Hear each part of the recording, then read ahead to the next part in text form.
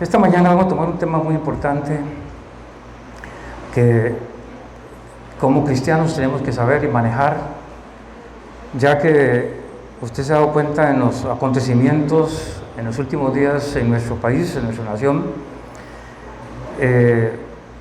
todo lo que ha sucedido y que no es lo mejor, aunque algunas veces pareciera que es justo, pero no es lo mejor. Pero vamos a ver nosotros como cristianos cuál debe ser nuestra posición, pero principalmente qué nos dice la Biblia. Básicamente, hermanos, todos los seres humanos queremos vivir bien, y cuando pasan cosas así se desacomoda todo. Al mismo tiempo, cosas como estas que han sucedido, algunos pueden decir que es para que vivamos mejor y para que sea para mejor. Sin embargo, hermanos, como cristianos, nosotros tenemos principios mucho más profundos, mucho más fuertes de los principios que el mundo ofrece. Y son los principios bíblicos que el Señor nos ha dado. No se trata, hermano, de ir donde va todo el mundo y hacer lo que todo el mundo hace. Nosotros los cristianos tenemos una limitación en ese aspecto. Y la limitación es sencillamente porque Dios nos dice en su palabra qué es lo que tenemos que hacer y cuál debe ser nuestro comportamiento. No es por lo que la gente diga, no es por lo que el mundo diga, no es porque esto es lo justo para el mundo y por lo tanto tenemos que andar con eso. Vuelvo a repetir, hay cosas que al mundo le parecen buenas y correctas, pero para nosotros, hermano, no tienen la misma connotación, tienen otra connotación. Esta mañana vamos a ver algo que se llama instrucciones para vivir mejor. Sí, y están en la Biblia. No es lo que la iglesia cree o lo que a mí se me ocurra, es lo que la Biblia dice. Y yo quiero que usted busque esta palabra en su Biblia. Primera de Timoteo, capítulo 2, versos del 1 al 4. Es un tema muy amplio, esperamos que en el tiempo que tenemos en esta mañana podamos desarrollarlo de la mejor manera posible para que sea entendible y lo podamos manejar de la mejor manera. Vuelvo a repetir, hay veces la gente, el mundo como mundo hace cosas que parecen buenas y nosotros tenemos que tener cuidado si caminamos con eso o de qué lado tenemos que estar. La Biblia es muy clara. Si usted tiene en 1 de Timoteo 2 del 1 al 4, son 4 versículos, hermano, que tienen mucho que decir. Y vuelvo a repetir, esperamos que el tiempo nos alcance para compartir lo que aquí está en estos versículos. Dice la palabra del Señor: exhorto ante todo a que se hagan rogativas, oraciones, peticiones y acciones de gracias por todos los hombres, por los reyes y por todos los que están en eminencia, para que vivamos quieta y reposadamente en toda piedad y honestidad. Porque esto es bueno y agradable delante de Dios nuestro Salvador, el cual quiere que todos los hombres sean salvos y vengan al conocimiento de la verdad. Hay muchas cosas en estos 4 versículos que necesitamos manejar en esta mañana, porque nos va a decir cómo tenemos que comportarnos ante las situaciones que se han dado en estos días en nuestro país y que se darán en el futuro y se darán siempre, porque el mundo es el mundo, hermano. Jesús dijo en la oración que él hizo por usted y por mí, él dijo: no, Padre, no pido que los saques del mundo, sino que los guardes del mal.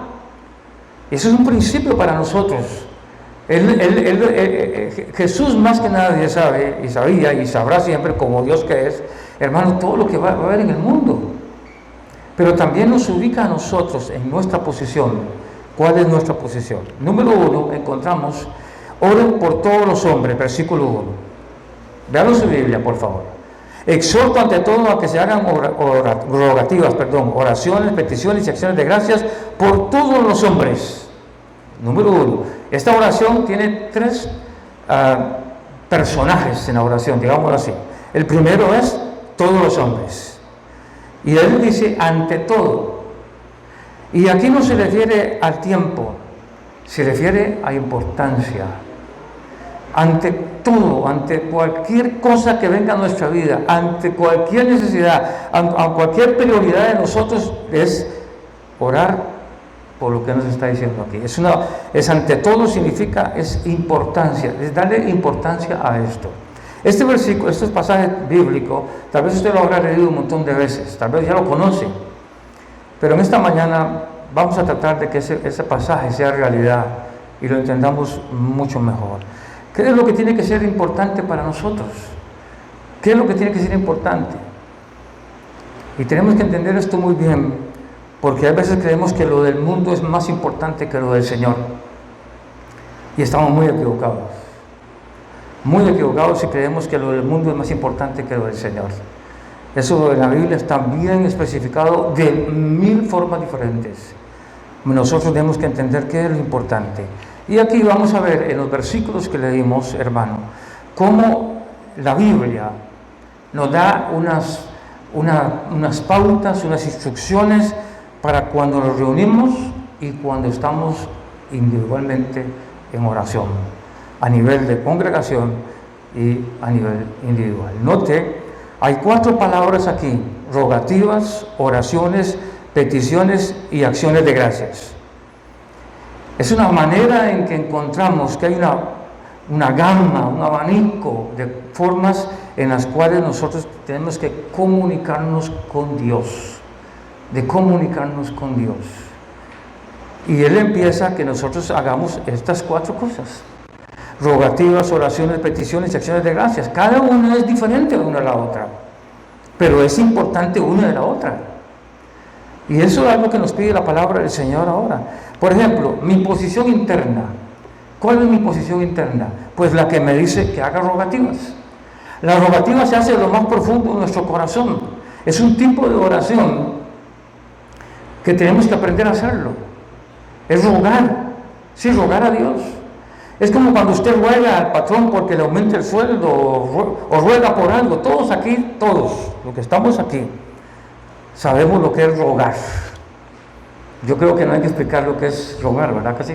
Todos, hombres, mujeres, sabemos lo que es rogar por algo. El joven puede rogar al padre o a la madre para que le compre algo que él quiere y ruega, insiste una y otra vez. Él está rogando para que le den, como lo puede hacer un hombre adulto, como lo puede hacer una mujer. Entonces, en ese tipo de oración que la Biblia nos está diciendo aquí, es el tipo de oración que es rogar constantemente, es mi posición interna. Es la forma en que yo voy a orar, voy a rogar a Dios. No es sencillamente voy a decir y ya. No, es tener una confianza plena en lo que yo estoy pidiéndole al Señor. La segunda parte de la oración es una y otra vez. Por eso usa la palabra oraciones. No usa oración, usa oraciones en plural. Es una palabra que abarca bastante y es una forma de hacerlo una y otra vez. Recuerde, rogar es mi posición interna. Orar es la forma en que lo voy a hacer una y otra vez. Una oración, otra oración, otra oración. No la misma oración, cambiando la oración, pero por el mismo objetivo. Pero son oraciones que tienen que hacerse constantemente. Especificar lo que queremos en la oración. ¿Por qué hablamos de esto? Porque ahora vamos a ver que la problemática que estamos viviendo en Costa Rica, hermano, tiene mucho que ver con esto. Mucho que ver con esto. Especificar qué es lo que yo quiero. Y ahí es donde viene la palabra peticiones. Es cuando yo le explico al Señor, cuando yo digo, Señor, esto es lo que yo quiero. Esto es lo que yo quiero. Esto es lo que por lo que le estoy orando. Eso es lo que sale de mi corazón, ese es el clamor que hay, esa rogativa que tengo en mi corazón. Por eso oro, Señor, por esta petición específicamente. Estoy orando por algo que es específico, algo que es claro para el Señor, algo que yo le puedo decir al Señor, es esto y esto y esto y esto, bien detallado. Y no orar por orar, hermanos. Yo lo he dicho muchas veces aquí, lo repito, hermano. Hay veces nuestras oraciones son como dar golpes, hermano, al aire, porque oramos y no tenemos como una cabeza, como que no tenemos un orden en lo que estamos haciendo, en lo que estamos pidiéndole a Dios, en lo que estamos realmente, qué es lo que quiero que Dios haga. Hoy vivimos esta situación en Costa Rica. Es como que yo le dijera a usted, hermano, oremos por esta situación y vayamos al puente a hacer presa. Es incongruente, va contra los principios cristianos, es ser anticristiano, porque eso no es lo que Dios nos mandó a hacer a nosotros. ¿Entiendes lo que quiero decir? Señor, yo quiero que hagas esto, pero yo hago lo contrario. O sea, yo quiero, esto es lo que yo quiero, pero yo hago lo contrario de lo que estoy pidiendo. Entonces, cuando Pablo usa estas palabras, hermano, cada palabra tiene un trasfondo, una dirección bien clara en lo que él quiere que nosotros hagamos con todas estas palabras.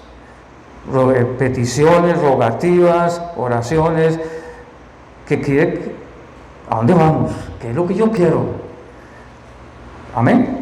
Y también dice, con acciones de gracias. Esta es una parte muy interesante en la vida del cristiano, porque es darle gracias a Dios por todo, lo bueno y lo malo. Porque normalmente estamos acostumbrados a decir gracias por lo bueno, pero no gracias por lo que no es bueno. No estamos acostumbrados a decir eso, sino que sencillamente no hemos entendido que acción de gracias, hermano, es agradecerle a Dios por todo. Como Pablo dice allá en 2 Corintios, sé vivir en abundancia, sé vivir en necesidad, sé lo que es estar en peligro de ladrones, sé lo que es peligro del mar, y él narra un montón de cosas que son contrarias a lo normal, a lo que uno diría, no, pues eso no es una buena vida cristiana, eso no es lo que yo quiero, máximo que durante años hemos venido siendo bombardeados con el asunto de la prosperidad y que tenemos que tener, y que tenemos que tener la mejor casa, el mejor carro, la mejor ropa, la mejor de todo, hermano. Y no se nos ha dicho que tenemos que también tener la mejor vida cristiana que cualquier otra. Y no se nos ha dicho que tenemos que tener una vida cristiana delante del Señor.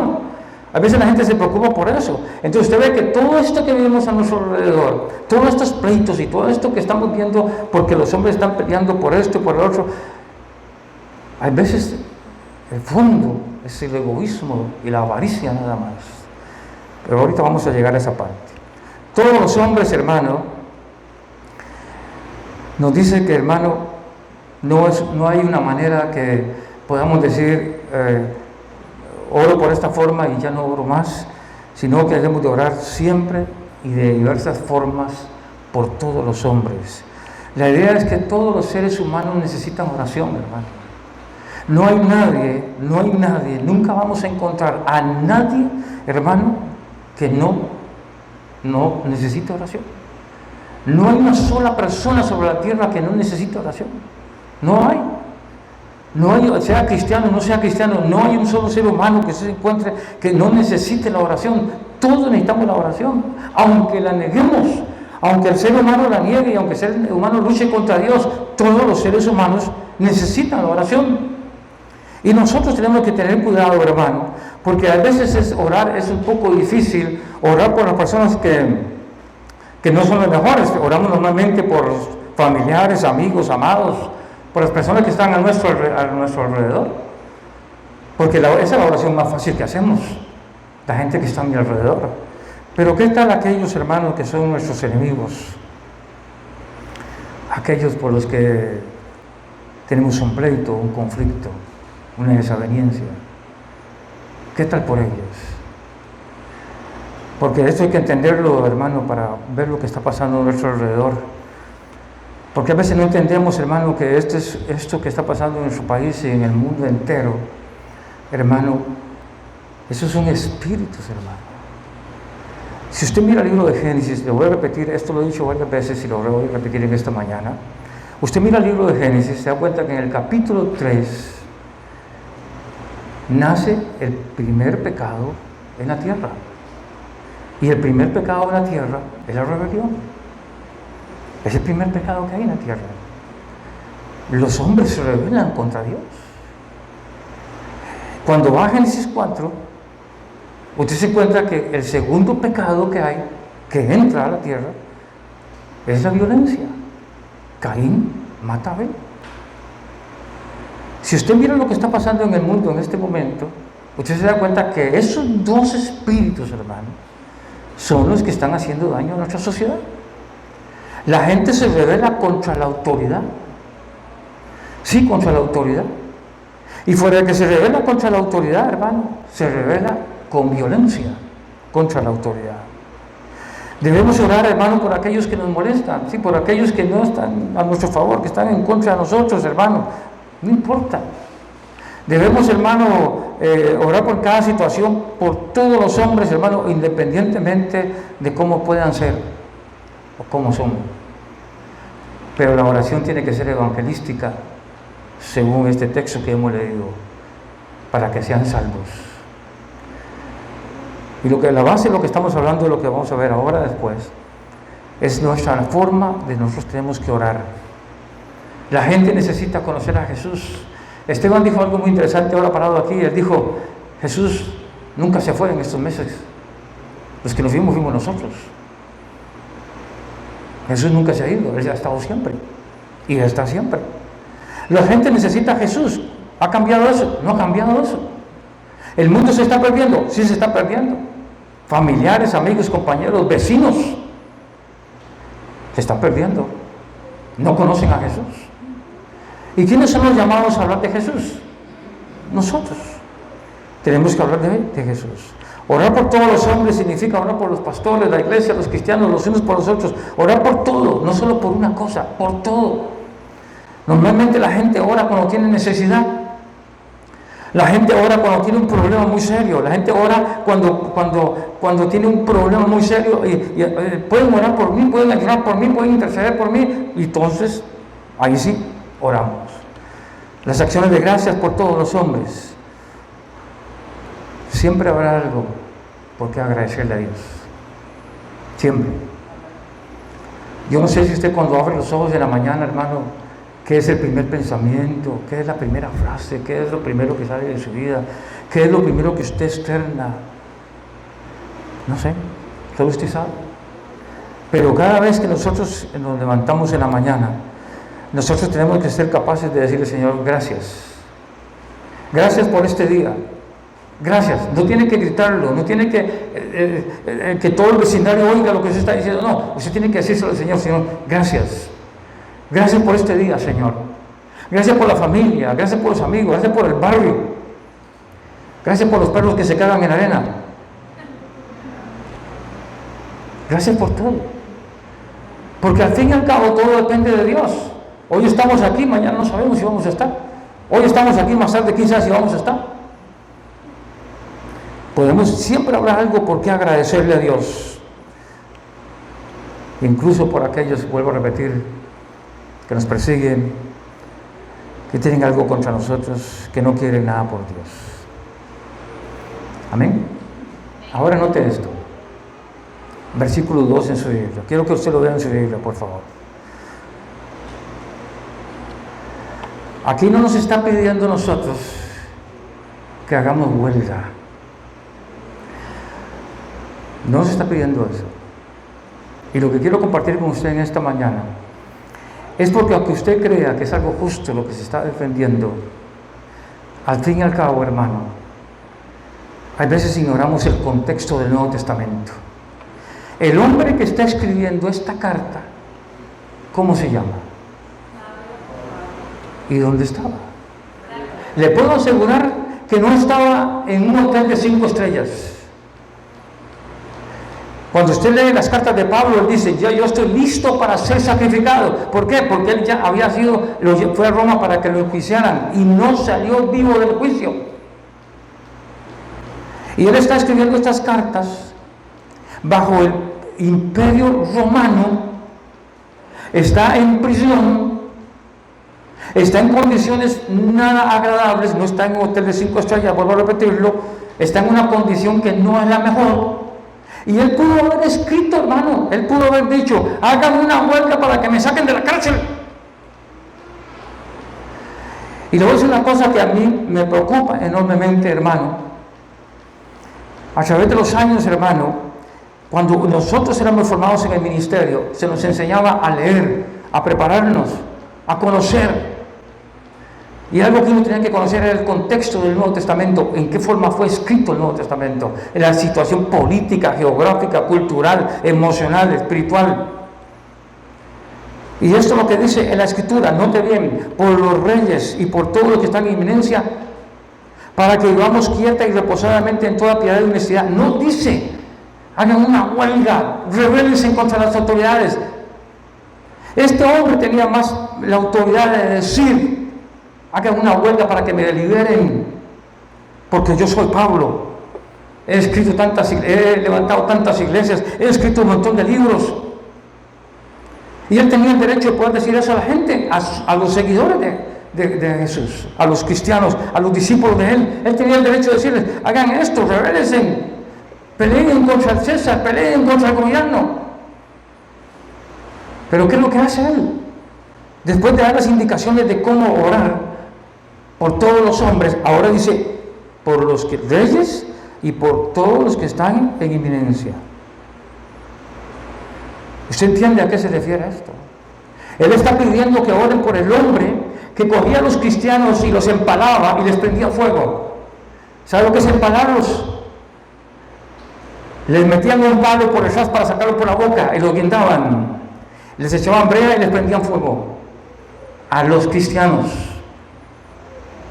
Y él, que está en la cárcel, está escribiendo, oren por los reyes y por todos los que están en inminencia. Él no dice vayan a la huelga. A veces la gente cree que van a ir a pelear contra el gobierno para que el gobierno cambie, porque hay cristianos que no entienden, hermano, que el mundo inconverso habla, actúa, piensa, hace todo inconversamente. No puede hacer las cosas como los cristianos. No puede pensar como los cristianos, no puede hablar como los cristianos, no puede razonar como los cristianos, porque no conoce al Señor. Entonces a veces le quieren pedir a la gente que no conoce al Señor que se comporte como cristianos. Si a veces los cristianos ni se pueden comportar como quiere el Señor que se comporten. A veces le queremos pedir al inconverso lo que ni siquiera los cristianos hacen. Y que razonen, que cambien las leyes, hermano. Sí, yo le voy a decir a usted una cosa, hermano. Nosotros vivimos en un gobierno, y hemos vivido en un montón de gobiernos, hermano, que han pasado un montón de leyes injustas, dañinas para los seres humanos. ¿Por qué lo hacen? Porque ese es el mundo de ellos. Ese es el mundo, y nosotros vivimos en el mundo. Jesús dijo, no pido que los saques del mundo, sino que los guardes del mal.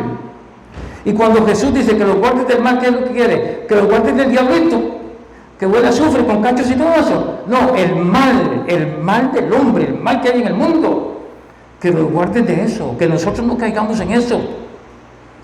Porque hay veces, hermano, queremos cambiar un sistema de gobierno, sencillamente, hermano, porque hablamos mal del que está en la cabeza, hablamos de los reyes, los que están en inminencia, hermano, hablamos y creemos que vamos a cambiar eso. ¿Qué cambiamos con eso? Se nos han dado las indicaciones en este texto de 1 Timoteo 2, del 1 al 4, de lo primero que tenemos que hacer: orar, peticiones, rogativas, etcétera, etcétera. Es lo primero que tenemos que hacer. Antes de decir, dijo un hombre en la televisión esta semana, un hombre muy moralista, un hombre muy inteligente, pero no cristiano, dijo, la gente más peligrosa en este país es la gente que sabe hacer lo bueno y no lo hace. Y yo sé que él conoce la Biblia, porque yo sé que la conoce, y él está citando lo que todos sabemos: el que sabe hacer lo bueno y no lo hace, le es pecado. Y él dice, la gente más peligrosa en Costa Rica es la gente buena, la gente que se considera buena, la gente que cree que está viviendo bien y no está haciendo nada. No van a ir al puente, no se van a parquear ahí, no van a tirarle piedras a la policía, son excelentes, pero no hacen nada. Y entonces si un cristiano dice ahora, yo voy a estar al lado de esto porque hay que defender que el problema de los homosexuales, hay que el problema de inseminación in vitro, que hay que defender esto, que hay que defender que el gobierno va a gastar 450 millones a hacer un parque para un grupo que no es muy aceptable para nosotros, y cambiamos eso. Lo podemos cambiar nosotros, porque esto es un asunto espiritual. Vea, Pablo está enfocando un problema político, lo está aplicando espiritualmente.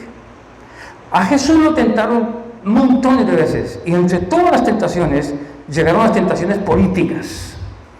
Cuando le trajeron el tributo, ¿hay que pagar tributo a César, sí o no?, le preguntan a Jesús, y él dice, tráeme una moneda. Le da una moneda, toma la moneda y ve las dos caras, y él dice, ¿esta cara es de César? Sí. Ok, dar a César lo que es de César y a Dios lo que es de Dios. Y de ahí en adelante los enemigos de Jesús se quedaron calladitos, porque no lo pudieron enredar políticamente. Cuando usted mira el juicio de Jesús, el juicio de Jesús fue político religioso. Pilatos en la política, Herodes en la religión, y el juicio de Jesús fue por los dos. Hoy la gente quiere meterse, involucrarse en cosas, hermano, que nosotros no podemos cambiar, porque si no lo cambiamos espiritualmente, no lo cambiamos físicamente. Usted puede pensar, bueno, si tuviéramos un gobierno cristiano, esto no sería así. Ve a Estados Unidos. Ve a Estados Unidos, hermano. El único presidente católico que había en Estados Unidos fue John F. Kennedy, y lo mataron. Todos los demás han sido protestantes, y son protestantes hasta ahora. ¿Y cuál es la política? Igual, ¿qué cambia? No cambia nada. Porque a veces la gente dice, bueno, vamos a rebelarnos contra el presidente, vamos a rebelarnos contra los diputados, vamos a rebelarnos contra el sistema, contra los que ponen leyes. Usted puede hacerlo, hermano, pero tenga cuidado de no violentar los principios de Dios, porque Dios claramente nos manda a sujetarnos a las autoridades superiores, nos manda eso. Pedro nos dice que hay que honrar al rey, hay que honrarlo, ¿sí? ¿No sería bueno de vez en cuando que nosotros digamos, Señor, bendice al presidente de la República, dale sabiduría, dale entendimiento, pero ante todo, Señor, que el Espíritu Santo lo toque, que el Espíritu Santo le ayude, que a él y a todos los que están al lado de él, que el Espíritu Santo en un momento los agarre, los zarandee a todos, hermano, y haya una transformación en Costa Rica, pero no así como hoy las cosas se manejan en Costa Rica. No así hoy como hay muchos cristianos, hermanos, que están contentos y se alegran con el montón de bochincheros, de pachucos indecentes, hermano, quemando carros y dañando personas, hermano. La iglesia no puede participar ni debe participar en eso. Los cristianos no deben meterse en eso. Eso es dañar la sociedad, es ser parte del problema y no parte de la solución. Eso es meterse donde Dios no nos ha llamado a meternos a nosotros. Porque si Dios nos llamó algo a usted y a mí, lo que dice aquí en 1 Timoteo 2, del 1 al 4, es orar, interceder por nuestro país, pero saber cómo hacerlo. Porque no podemos decir, Señor, bendice a uno y maldice a los otros, hermano. No, porque de una u otra manera, los malos, desde el punto de vista de los que queman carros y apedrean y dañan señoras embarazadas y todo eso, pues también están en el mundo ignorante. Son inconversos. Necesitan a Cristo. Igualmente las autoridades, hermano. El problema para mí es la iglesia, ¿dónde nos ponemos nosotros? ¿Cuál es mi posición en esto? En el contexto del Nuevo Testamento, hermano, por los reyes, hermano, por los que están en eminencia, hermano, los cristianos eran acusados. ¿Sabe qué fue la primera acusación que hicieron los primeros cristianos? De no adorar a César como Dios. Ellos no lo hacían. Pero era la gente más respetuosa que tenía el gobierno. Era la gente que cuidaba más las cosas de la nación. Era la gente que se preocupaba más por el bienestar de las demás personas. Era la gente que estaba más preocupada porque la gente viviera en paz y viviera bien. ¿Sabía usted eso? En el contexto del Nuevo Testamento, los libros históricos, hermanos, demuestran que los cristianos eran odiados por hacer el bien. Y Jesús lo había dicho ya. Si el árbol verde hacen esto, ¿qué no harán del seco? Si el árbol verde que era Jesús, ¿qué no van a hacer del árbol seco? Pero somos nosotros. Entonces a veces nosotros queremos hacer las cosas, hermano, como que vamos a cambiar las cosas, hermano, si ya en la antigüedad, hermano, la gente, hermano, oraba como Pablo que está escribiendo esto en la cárcel. No oraban por el emperador, porque había las religiones de ese momento, todas glorificaban al emperador, le daban la gloria al emperador como un dios. Los cristianos no lo hacían, pero respetaban todas las leyes. Porque hay una cosa que tenemos que entender: cuando la sociedad, la presidencia, los que están en eminencia rompen el lindero entre lo espiritual y lo físico, sí hay cosas que nosotros tenemos que hacer, pero siempre será orando, intercediendo, siempre será clamando a nuestro Dios. Y yo estoy seguro que Dios lo que quiere ahora es que nosotros clamemos, que oremos, que intercedamos. ¿Qué hacemos con decir qué barbaridad? Yo creo que estamos frente al televisor todos los días en las noticias, ¿verdad? Y vemos lo que está pasando y internamente o externamente decimos, qué barbaridad. Cómo esta pobre mujer fue a parir gemelos en un carro. ¿Lo vieron?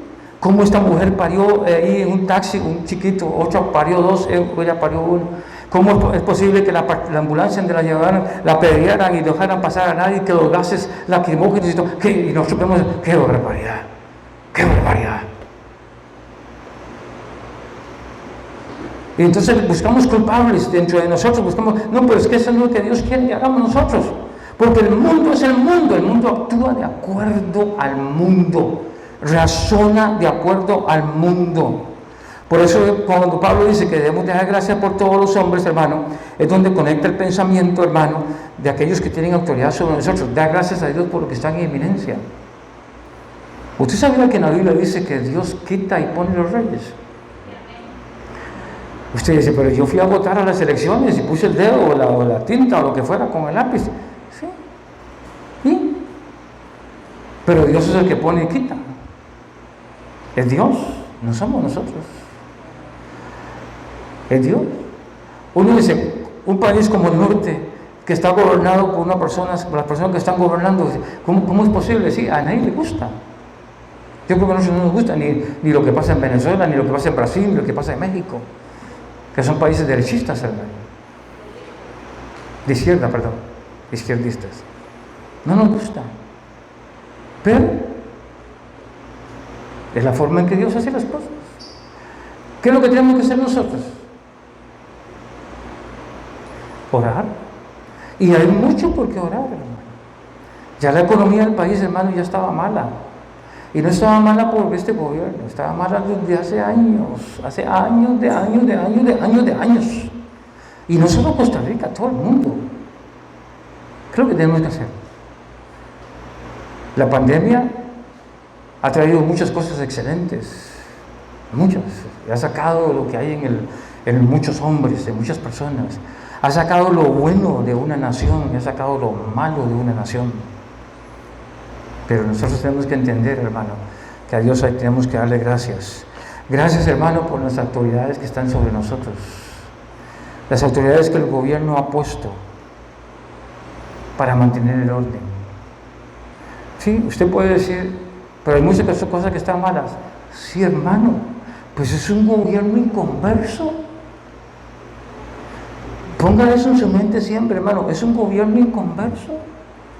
¿Cómo le va a pedir a usted a un gobierno inconverso que use principios bíblicos, hermano?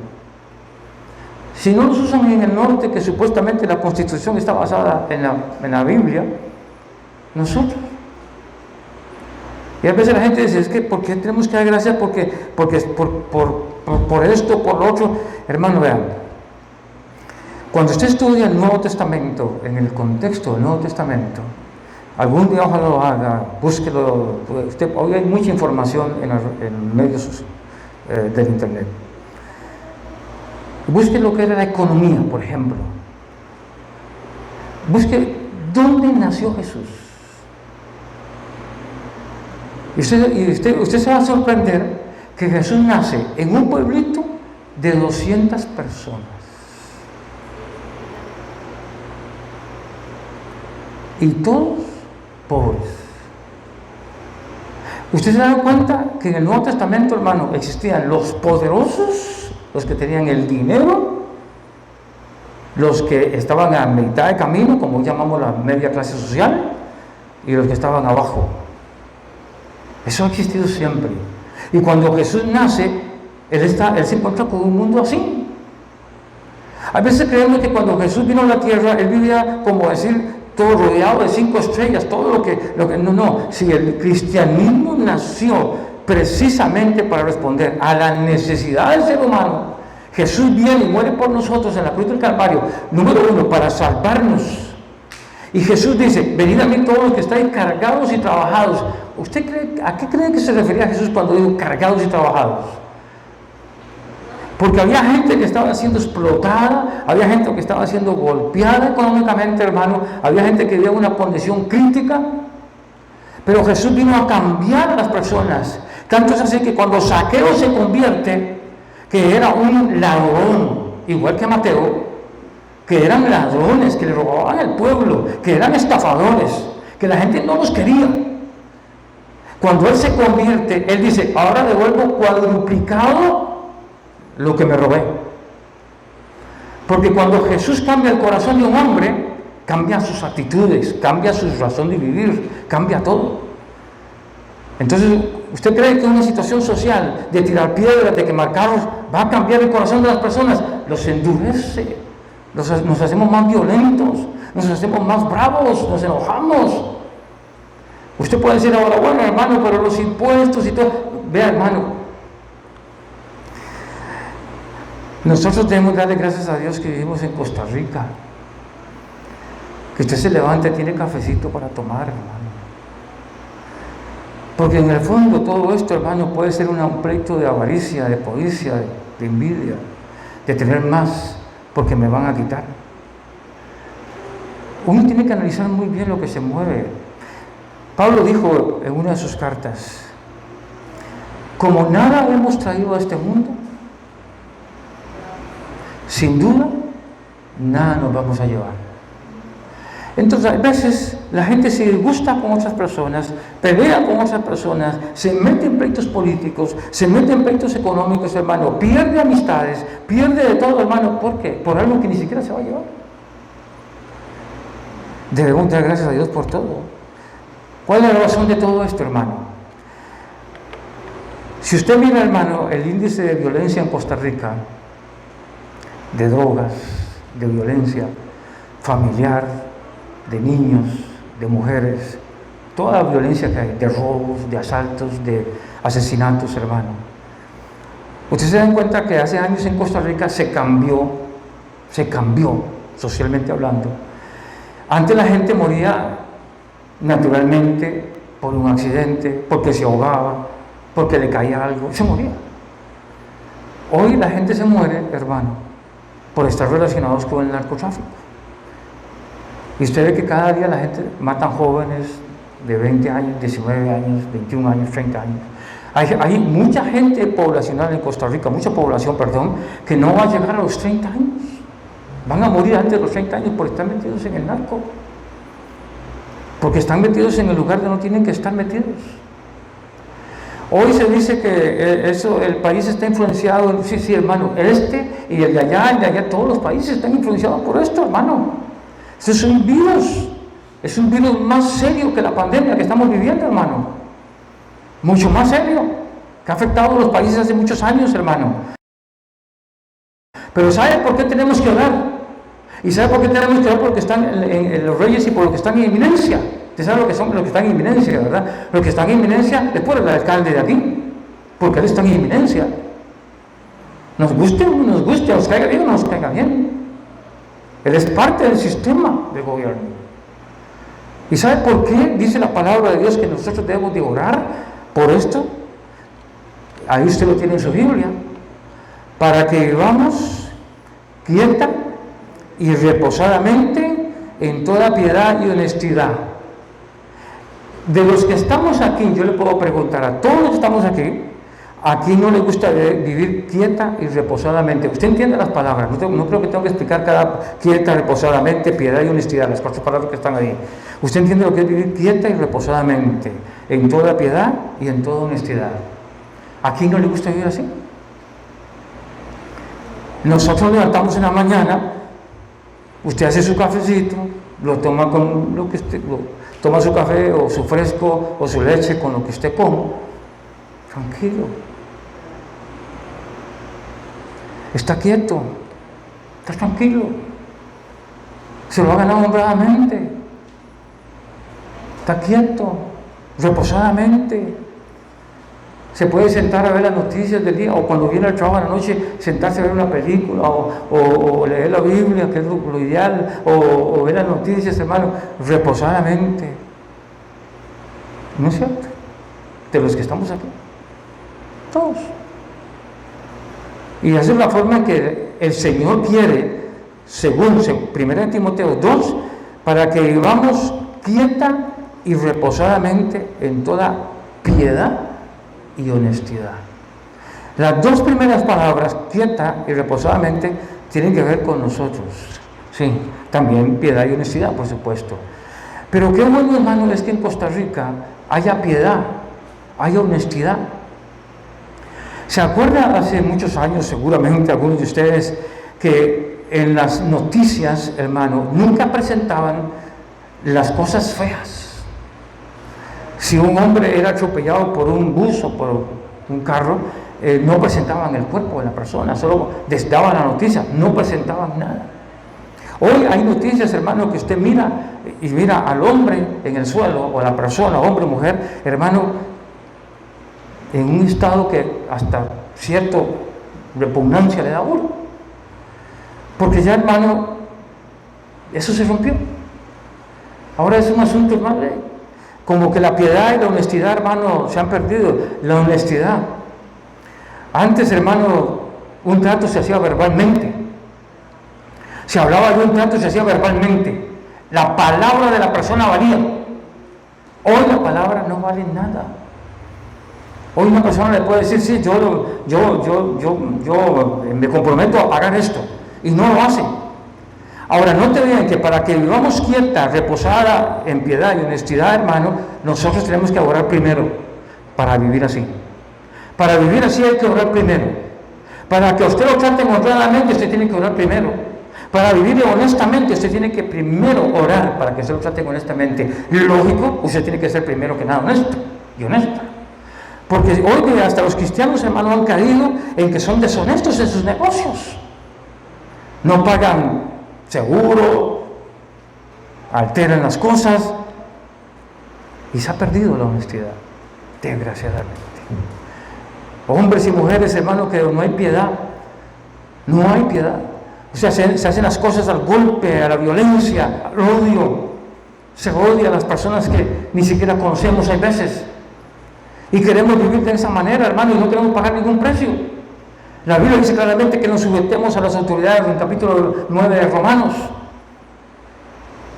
Si no me equivoco, capítulo 9. 10. La carta de Pedro dice, honrar al rey. Pablo dice aquí en Timoteo, hermano, oremos por los que están en inminencia, por los reyes, etcétera, etcétera, hermano. O sea, en la Biblia usted nunca encuentra lo contrario de lo que hoy la gente hace. Pero usted como cristiano tiene que saber, hermano, que nosotros no podemos estar a favor de estos. No lo podemos estar. Usted puede ser que a usted no le guste, hermano, las leyes que están pasando con el asunto de la homosexualidad, con el asunto de esto. Hermano, déjeme decirle una cosa. Si usted conociera el Nuevo Testamento en su contexto, esto que vemos ahora, hermano, no es nada. Antes era peor de desagradable la situación. Hoy se trata de regular el pecado, ¿sí? El mundo, aunque lo hacen mal, pero tratan de hacerlo. En la antigüedad, hermano, no había ninguna regulación de nada. Y los cristianos tenían que afrontar diariamente, hermano, la inmoralidad, diariamente, hermano, las situaciones horribles, hermano, la falta de amor, de cariño, honestidad, de piedad, todos los días tenían que afrontarlo. Tanto es así que los cristianos eran echados en el circo, hermano, donde hacían el asunto de los leones, hermano, lo llamaban circo, pero hoy día nosotros, es una palabra mal usada para nosotros ahora, para que los comieran los osos y los leones y fueran descuartizados, hermano, y todo el mundo aplaudía. Todo el mundo se gozaba con eso. No había piedad. Hoy por lo menos, hermano, todavía existen algunas zonas donde usted llega y dice, buenos días, ¿cómo están?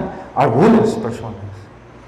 Las nuevas generaciones, hermano, se les va olvidando la cortesía y el respeto. Y se va olvidando eso, hermano, decirle a una persona, buenos días, pase usted. Eso ya se va quedando atrás, se va perdiendo. Y después decimos, ay, ¿por qué se perdió todo esto? Ay, pero nosotros nunca hemos orado por estas cosas. Nunca clamamos a Dios por estas situaciones. Y esas situaciones no se arreglan gritando, hermano, ni golpeando a nadie. Se arreglan orando. ¿Usted quiere que la situación económica de nuestro país sea mejor? Doble sus rodillas. Doble rodillas. Aprendamos a orar, hermano, y decir, Señor, enséñame a vivir con el pan nuestro de cada día. Vea usted que el mismo Jesús ya en el Padre Nuestro, ya Él decía un problema muy serio que iba a afrontar a la humanidad, que la ha afrontado toda la vida, pero que va a crecer como ha crecido, de la avaricia, del tener.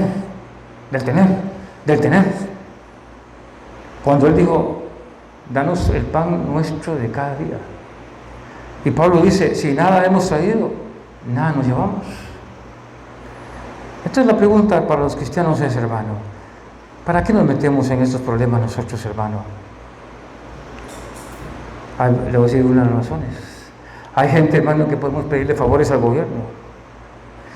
Unas personas me han dicho a mí, hermano, es que nosotros tenemos que estar bien con el gobierno para que el gobierno nos dé arena, que nos dé láminas de zinc. ¿En serio? ¿En serio para eso tenemos que estar bien con el gobierno? ¿No es mejor que la gente de la iglesia trabaje? ¿No es mejor que todos trabajemos? ¿No es mejor que todos hagamos el esfuerzo? Porque vender el templo, hermano, no tiene mucho sentido. No tiene sentido. Porque no puede ser la Comisión Nacional de Emergencias que hagamos 2 plantas y lo ponemos como un asunto de emergencia cuando hay inundaciones. Ellos invierten, pero ellos son los dueños. ¿Para qué yo quiero el favor del gobierno? ¿Para qué yo voy a venderme? ¿Para qué se va a vender usted? Usted dice, esto no pasa. Hace algunos años, estando aquí afuera, ahí en el patio, llegó un señor, paró un carro ahí, 2 señores, pararon un carro ahí, y me dijeron que si yo era el pastor, y yo soy el pastor. Ellos se identificaron y me dijeron que ellos querían comprar la iglesia, que ellos pertenecían a una misión en otro país y que querían comprar la iglesia. Y le digo, ¿ustedes quieren comprar la iglesia? Sí. Y entonces uno de ellos dijo, sí, con todo el pastor y todo. ¿En serio? ¿Sí? Y yo me quedo viendo, y digo, ¿en verdad? ¿Sí? ¿Usted es el pastor? Bueno, va a tener carro último modelo, va a tener no va a vivir aquí, le vamos a una casa mejor, etcétera, etcétera. Y nosotros lo compramos. Pero está bonito, usted sabe, de la noche a la mañana con una casa bonita y un carro y un salario. Venga la gente que venga. O sea, que si en la iglesia quedaban 10 personas, hermano, ellos me van a pagar un salario.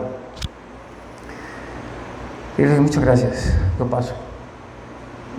Busquen a otro. Y aunque ustedes no crean, encontraron otros. Debemos de buscar favores así. No es mejor orar, no es mejor buscar el favor de Dios. En la época en que escribieron esta carta, los cristianos no valían nada, no eran importantes, no tenían templos. Le voy a dar un secreto en esta mañana. Cuando usted toma su Biblia y lee la palabra iglesia, déjeme decirle que la palabra iglesia como estructura nació 450 años después de Cristo. Cuando Pablo habla de la iglesia, cuando Juan habla de la iglesia, cuando Jesús habla de la iglesia, cuando Pedro habla de la iglesia, se refiere a una casa, no se refiere a un edificio, se refiere a una familia, se refiere a gente viviendo en una casa. La iglesia que está en Colosas, la iglesia que está en Corinto, se refiere a familias, no se refiere a estructuras. Los cristianos leen eso y dicen, mira, ya en Colosas ya había una iglesia. Los cristianos no tenían ningún valor en el Imperio Romano, no eran importantes, no se les tomaba importancia. no eran nada. Al contrario, en el libro de los Hechos les llaman la secta, los del camino. Le tenían 3 nombres en el libro de los Hechos, pues usted no sabe: la secta, los del camino y los cristianos. Los 3 eran lo mismo, pero fue cambiando el nombre. Entonces en el Imperio Romano, hermano, nosotros no existíamos. Se reunían en cuevas, hermanos, se reunían donde podían, hermano. Y uno podría pensar, bueno, entonces los cristianos vivían pura paz, pura tranquilidad. No, hermano, eran perseguidos. Eran perseguidos, eran azotados, echados en las cárceles porque tenían que morir. Por eso hay que entender, hermano, cuál es el propósito de orar por todos los hombres. Es que sean salvos. ¿Cuál sería el propósito suyo para orar por el presidente de la República? ¿Que le caiga una plaga? ¿Que se muera? ¿Que cambie de actitud? ¿No sería mejor orar para que sean salvos? Dice, el propósito de orar por todos los hombres es que sean salvos, dice el versículo 4. No te bien el versículo 4 de su Biblia, ¿lo tiene ahí su Biblia? Ve el verso 4, por favor. ¿Qué dice el versículo 4 de 1 Timoteo capítulo 2? El verso 4 claramente nos dice: porque esto es bueno y agradable delante de Dios nuestro Salvador, el cual quiere que todos los hombres sean salvos y vengan al conocimiento de la verdad. Note bien, ese es el propósito de Dios. Porque esto es bueno y agradable. O sea, que para Dios es bueno y agradable el rogativas, oraciones, peticiones y acciones de gracias. Es bueno y agradable. Eso es bueno delante del Señor. Dice aquí claramente en el versículo 4. ¿Por qué? Porque el propósito de Dios es el que todos los hombres sean salvos y vengan al conocimiento de la verdad. La pregunta, no tiene que responder: ¿qué impide que nosotros evangelicemos ahora? ¿Qué impide? ¿El distanciamiento social? ¿El cubrebocas? ¿Qué impide que evangelicemos ahora? Si usted está trabajando en el mismo lugar, vive en el mismo lugar, se relaciona con las personas igual todos los días.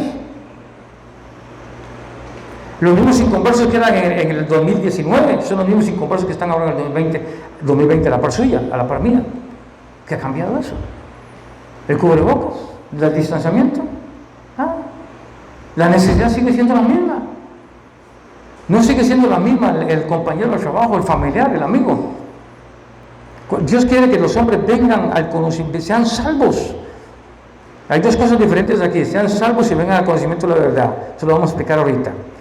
Pero esto es bueno y agradable. Cuando se ora por el presidente, cuando se ora por los diputados, por los ministros, cuando se ora por todo esto, cuando se ora de verdad, se intercede contra el príncipe de las tinieblas, no contra el espíritu del señor Carlos Alvarado. Entonces, contra ese espíritu, no es contra el espíritu del PAC. Porque yo he escuchado gente que se reprende el espíritu del PAC. O sea, que le ve Mac, para que diga Pac-Man, por lo menos. Ese es un mal espíritu, Pac-Man. ¿Entienden? Eso no se ora así. ¿Cómo ora uno para que detrás de todo esto, hermano, como lo vimos en Génesis 3 y Génesis 4, hermano, hay un espíritu de destrucción, de muerte, hermano, que es el mismo príncipe de las tinieblas de siempre? No ha cambiado. Los mismos demonios, hermano, no han cambiado. ¿Usted cree que los demonios andan con cubrebocas y guardando el distanciamiento social? ¿Usted cree que los demonios para ir a su casa entran primero, se lavan las manos y los pies para entrar en su casa, hermano? No, es un mundo espiritual, hermano. A veces creemos, hermano, que en la pandemia le dio también al mundo espiritual, hermano, y que los demonios están en cuarentena, hermano, y se contagian de virus, hermano. Es un mundo espiritual, hermano, ellos no tienen ningún problema de esto. A veces hemos olvidado, hermano, que el mundo sigue caminando y Dios quiere lo mismo ahora que lo que quería en el 2019, en el 18, en el 15, 16, etcétera, etcétera. Porque esto es bueno y agradable delante de Dios, dice la palabra del Señor. Míralo en el verso 4: el cual quiere que todos los hombres sean salvos y vengan al conocimiento de la verdad. Todos los hombres sean salvos, no solo los que a mí me caen bien, no solo la gente que me agrada, no, todos. La oración por las autoridades, hermanos, debe tener un propósito evangelístico, un propósito de clamor a Dios por que el Espíritu Santo los toque. Hace años, algo interesante que yo estoy esperando, pero que Dios me dé la oportunidad. Antes de que el presidente que está en Estados Unidos llegara a la presidencia, un hermano profetizó. Dio una profecía muy interesante. Después de que él dio la profecía, falleció, se murió. No sabemos por qué, pero se murió. Y él dio una profecía muy interesante. Y él dijo que este hombre iba a ser lleno del Espíritu Santo. Vamos a ver. Porque si no se cumple, entonces es una falsa profecía. Pero yo creo que el clamor de aquel hombre que profetizó, hermano, era de que en verdad se convirtieran. ¿Cuántos de nosotros oramos para que el presidente se convierta, para que los ministros se conviertan, para que los diputados se conviertan, aún los evangeliquitos que están ahí se conviertan, hermano, porque todos se desconvirtieron, para que se vuelvan a convertir, hermano? Orar por eso, por los ministros, hermano, por todos. ¿Lo hacemos? O la oración siempre es la misma de nosotros: Señor, sáname, provee, dame, solo para nosotros. Pero hay un problema a nivel nacional y quiere que oremos por todos los hombres. Nuestro verdadero objetivo, hermano, es que los que están en eminencia, el gobierno, vengan a estar bajo la autoridad de Jesús. Tal vez nunca sucederá, hermano. Bueno, pero por lo menos es decir, lo hicimos. Yo estuve ahí, yo lo hice. Que esas personas tomen decisiones, hermano, permitiendo que el Evangelio sea glorificado y se predique libremente. Hoy nosotros no tenemos problema en predicar el Evangelio. Pero lentamente, hermano, como en todos los países, hermano, van habiendo restricciones. Muchas las tenemos nosotros, no las tiene el gobierno, las tenemos nosotros. Nosotros ponemos las restricciones de predicación, de enseñanza, de compartir la palabra del Señor.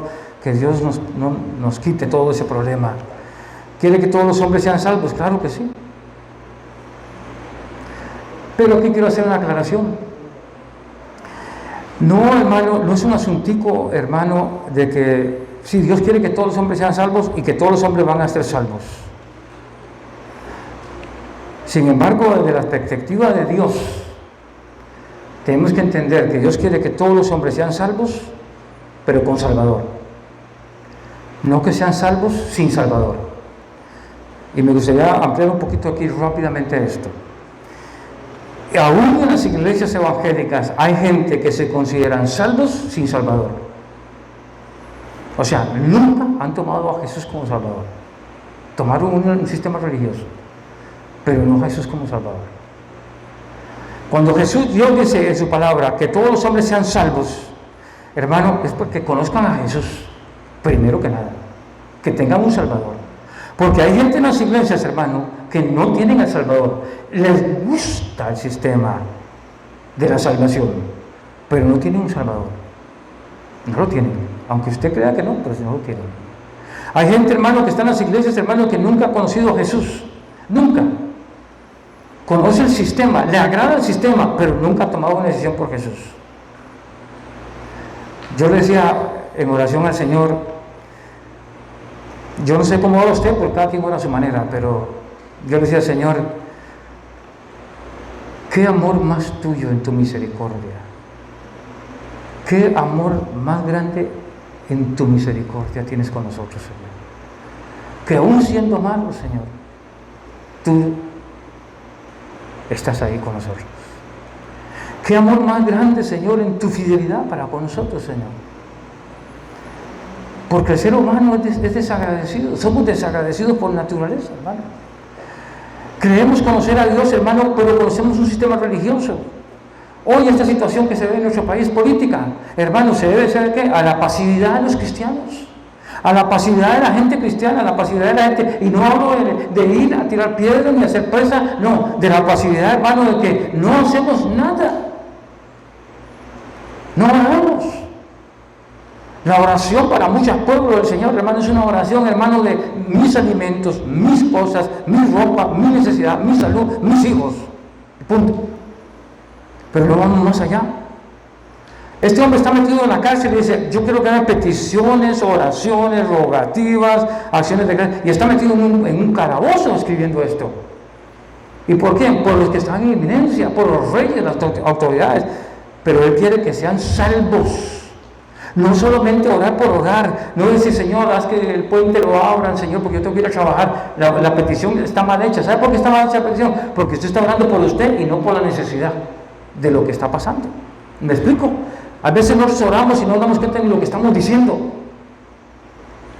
Porque si Dios quisiera que todos los hombres sean salvos automáticamente, ¿para qué dejó el Evangelio? Seríamos entonces, hermano, algo así como robots, hermano, como personas, hermano, que no... Sí, soy salvo. Soy salvo porque voy a la iglesia, soy salvo porque pertenezco a la familia, soy salvo porque mi papá, mi mamá, mi abuelo, etcétera, etcétera, hermano, fueron cristianos. Hoy hay gente en las iglesias que están así porque mi mamá, mi papá... Hace unos días estaba mirando la vida de Timoteo.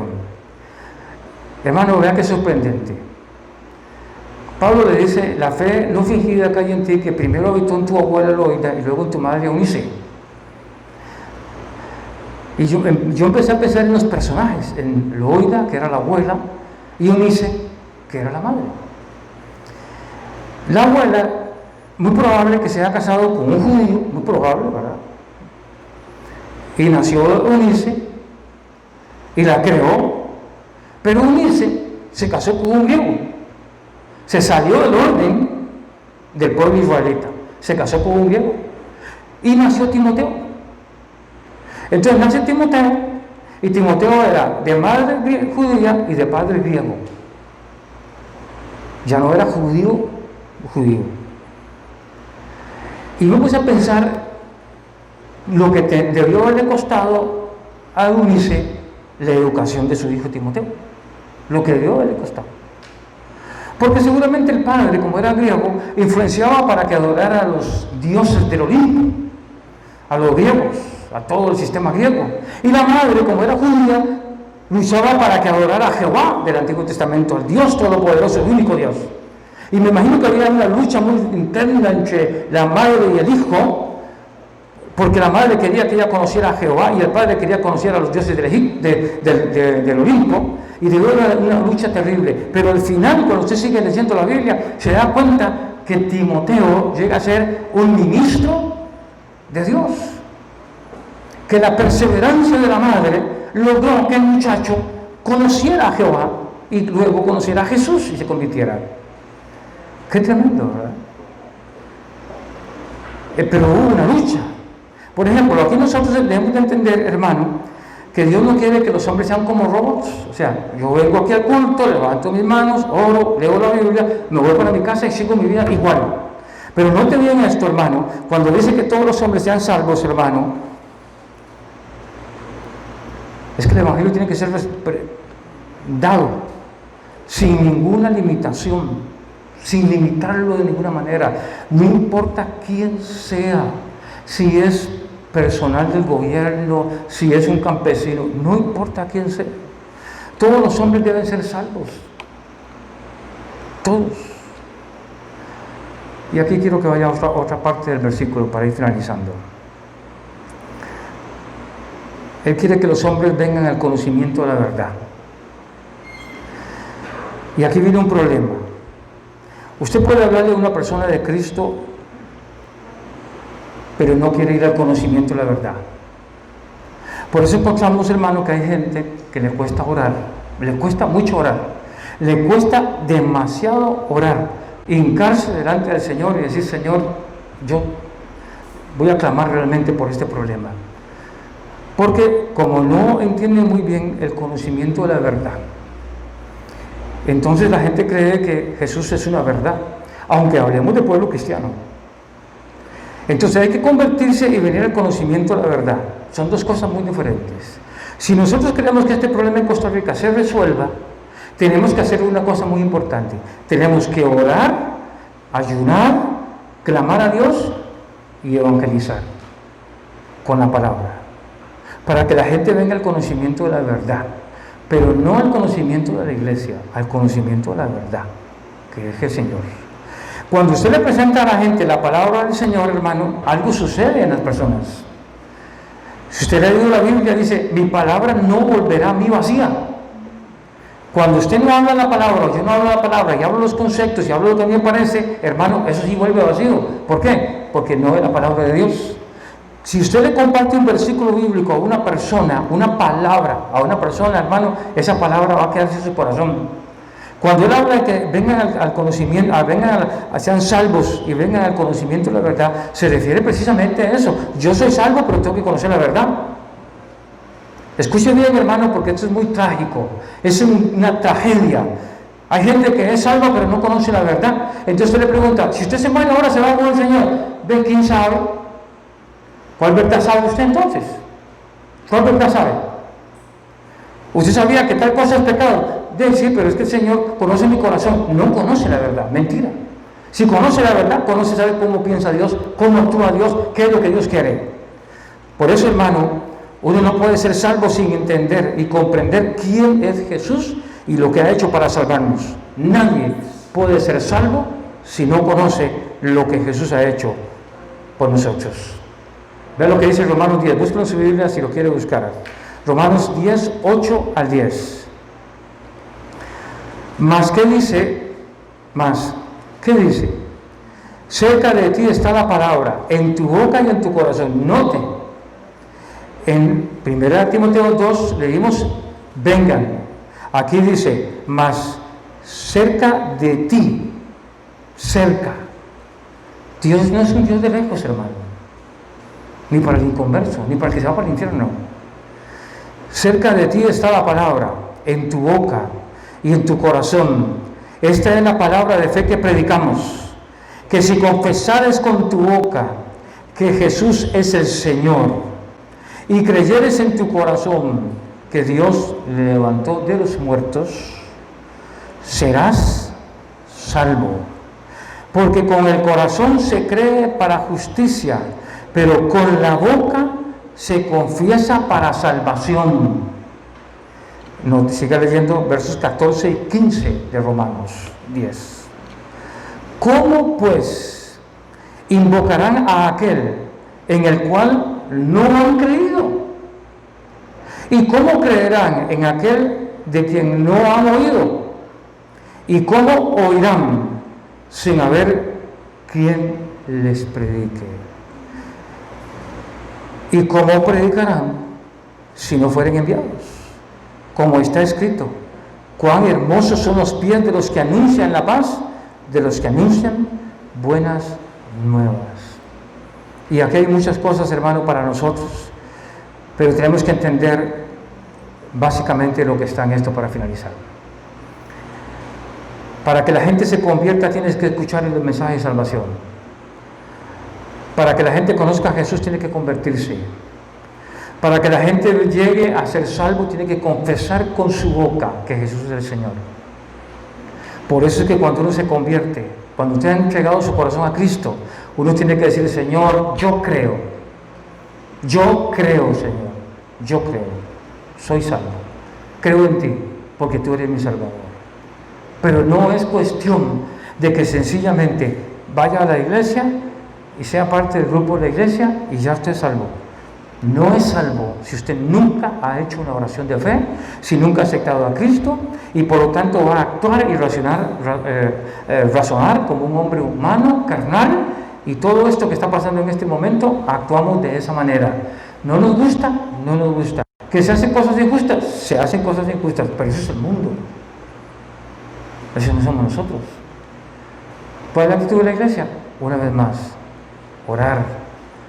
Hermano y hermana, para finalizar en esta mañana, les recomiendo, empiece a orar. Sí, hermano. Si no está acostumbrado a hacerlo, inténtelo. No tiene que buscar una posición, hermano, no tiene que estar en un ambiente espiritual, música, no. Empiece a orar. Empieza a decir, Señor, si en nuestro país se va a perder, yo no quiero ser parte de eso, Señor. Yo quiero ser parte de la gente que por lo menos estorbé. Oré y clamé a Dios para que no pasara lo que pueda ser que llegue a pasar. Porque nosotros en este momento creemos, hermano, como mucha gente cree que la pandemia el 1 de enero del año 2021 se acaba. Ayer lo decía en televisión, una persona dijo jocosamente, hermano, que la gente cree que la pandemia se acaba en el 1 de enero del año 2021 y ya entramos al año nuevo sin pandemia. Hay gente que cree, hermano, que nuestro país va para lo mejor. Y no solo nuestro país, el mundo. Que vamos mejorando cada día. Y la verdad, hermano, usted sabe bien que no vamos mejorando, ni hay esperanza de mejoría. Al contrario, la tierra gime de dolor, dice la Biblia en el libro de Romanos, porque el hombre ha hecho mucho daño y el hombre no ha buscado a Dios, el hombre se aleja de Dios.